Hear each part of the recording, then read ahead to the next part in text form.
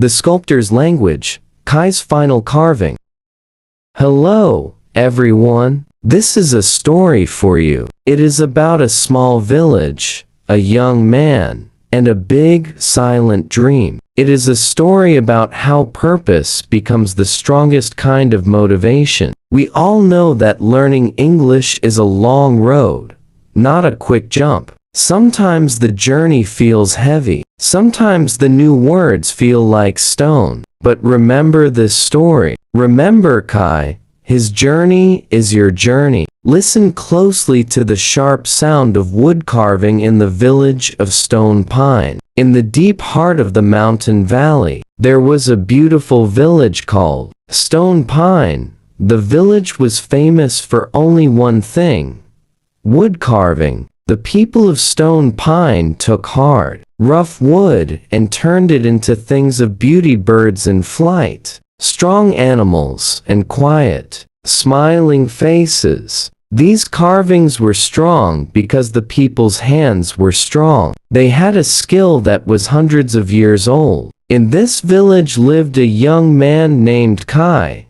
Kai was 22 years old. He was the most talented carver in the village. His hands moved like water, turning wood into gold. Every day, Kai worked in his small shed. He loved the smell of the wood and the quiet sound of his tools. The whole village loved Kai's work, but their market was small. The buyers only spoke their local language. The carvings never left the valley. They were trapped by the mountain and trapped by the silence. Kai had a big dream. He wanted the world to see the art of Stone Pine. One day, Kai saw a small, bright poster. It was for a huge global art fair in the capital city. This fair was the key to the world. If the village could show their work there, their lives would change forever. But the poster had words that Kai could not read. It was all in English. Kai felt a familiar sadness.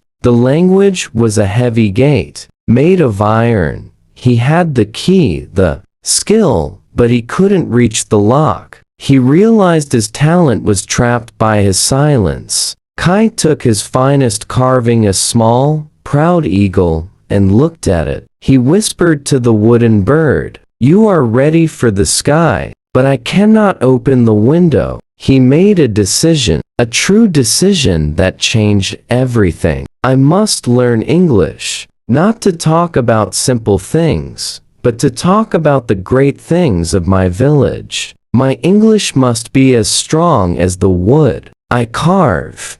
This was the birth of his motivation. Kai went to the elder Ren, the master carver. Elder Ren was old and wise. Kai asked him, "Elder, can I take our carvings to the global fair?" Elder Ren shook his head slowly. "The fair is for the rich. It is in the city. They use paper, not wood. They use a language we do not know. Stay here, Kai. Tradition is enough." Kai smiled sadly, but his mind was made up. Tradition was the root, but English was the branch to the light. Kai had no money for a teacher. He had only his shed, his carvings, and his time. He invented his own way, the English learning mode. First, Kai found an old, broken book.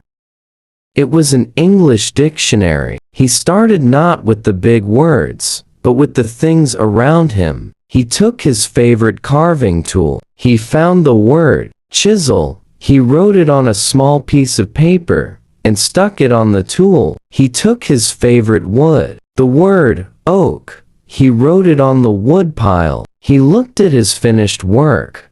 Art, value, history. He learned 20 words a day, not random words, but important words for his work. This was his first step, learning with purpose. His hands kept carving, but now his mind was always working. He would talk to his carvings, practicing. "Hello, eagle. You are strong. You are high. I will sell you for a good price." The next challenge was listening. Kai found an old, small radio that only picked up one channel, news in English. The sound was bad, fast, and confusing. He did not stop. Every night, he listened for 30 minutes. He did not try to understand the words. He just let the sound wash over him. This was training his ear. He was teaching his brain the music of English. He learned the second lesson.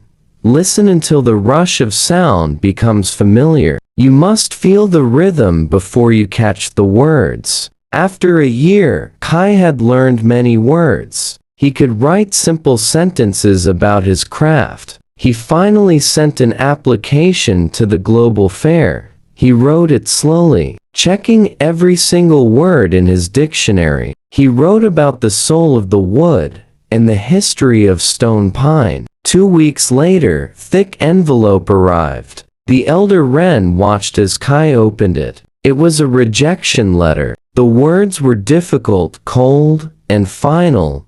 Application unsuitable. Lack of global appeal. Kai felt a deep pain. Not just the pain of rejection, but the pain of the language while hitting him again. He had failed. Elder Wren said, "I told you, Kai, stay with the wood. Forget the city." But Kai looked at the letter. He saw one word he knew. Appeal. He knew this word meant to ask again. He realized his English wasn't strong enough for the first letter, but it was strong enough for the final fight. He packed his bags, took his best eagle carving, and traveled to the city. The city was fast, loud, and full of glass and steel. It was the opposite of stone pine.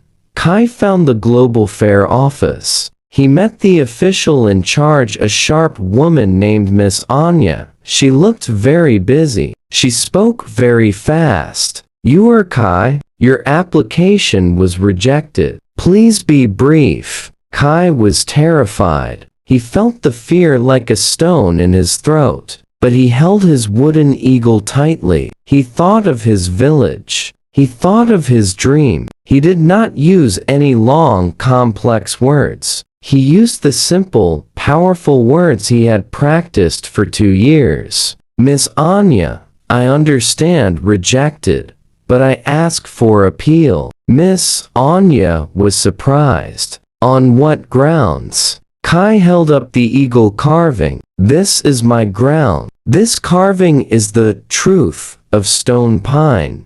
Your paper says unsuitable. That word is false." "Mr. Kai," she said, impatient, "the form requires certain international standards." Kai looked directly at her. His voice was slow, clear, and full of conviction. "Standard is flat. Art is unique. Our wood is unique. Our history is unique. We do not need a new standard. We need one chance to show our value." He paused, gathering his final words. "I did not learn English to make money. I learned English to give our art a voice. If you reject the voice, you reject the truth. Give me one small table for one day. I promise, stone pine will be your success story." Miss Anya looked at the eagle. She saw the perfect detail, the clear passion in Kai's eyes, and the strength in his simple, direct English. She realized that his simple English was more powerful than the complex words on her rejection form. She leaned back. She made a decision. "Mr. Kai," she said, smiling, "I will give you the smallest corner of the fair for one day. Your English may be simple, but your purpose is strong." Kai returned to Stone Pine, not with the contract, but with the promise of a chance.